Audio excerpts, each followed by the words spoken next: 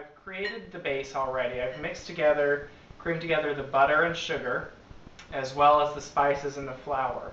So now I've mixed together, whipped up my egg whites. This is an important part of the batter here. We want to make sure that it has nice medium tips on it. A medium tip is going to come up when you lift the batter up, but also fold over slightly, where a stiff peak will not do that.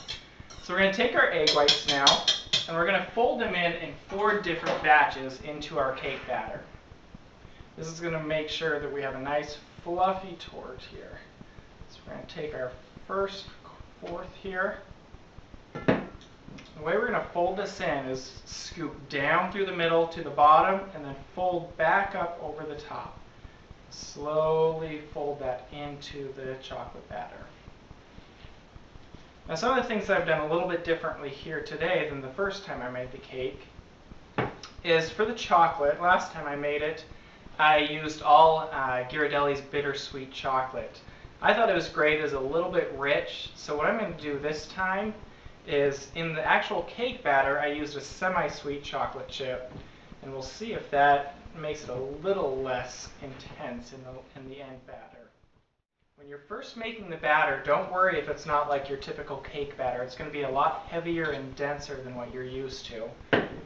The nuts and the flour here are going to make it a pretty thick, but it's going to start lightening up here as I fold in these egg whites.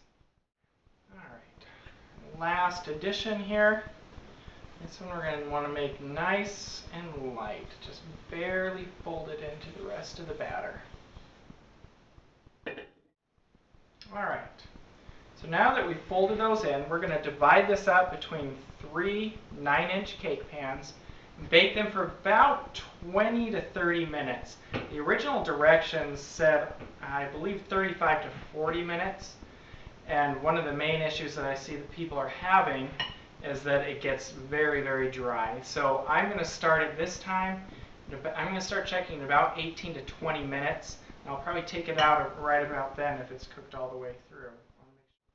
Before I put the batter into the pans, I want to share a quick tip with you on how to butter and flour your cake pans for this recipe. You're going to spread butter with a paper towel all throughout the cake pan, then pour a small amount of flour. 1/3 of a cup is just fine. Put it in, and then go ahead and just pour it all the way around, kind of tapping the pan as you do it, making sure you get all the way up the sides as you go around it. And then just take that excess flour, go ahead and dump it right back into the bowl. This ensures that you get flour covering the entire area of the pan so that your cake doesn't stick when you want it to come out at the end. So our cake came out perfectly done at about 24 minutes when I tested it the second time. So you're going to want to take it out of the oven and immediately take a knife and go right around the edge and just loosen it up.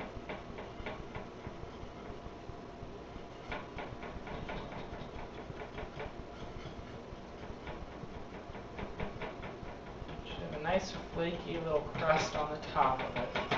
So once we go around the edge, we're going to let it sit for about 10 minutes, and then we're going to invert it right here on this cooling rack and let it cool completely before we move on to our next step.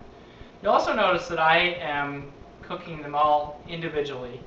Last time when I made it the first time, I do have 3 9-inch cake pans. However, they're all not exactly the same. I've kind of gathered them as I've gone along, and my mother-in-law also had a few different ones, so they weren't any of them the exact same size. And I had a few issues when I was starting to put the cake together where I had to resize it. So this time, I'm going to try baking them all individually in the exact same pan so they're the exact same size. I even measured out exactly the amount of batter I put into it. So I'm hoping that'll help keep all the dimensions exactly the same for when I start putting it together. So we'll see how that works out for me this time.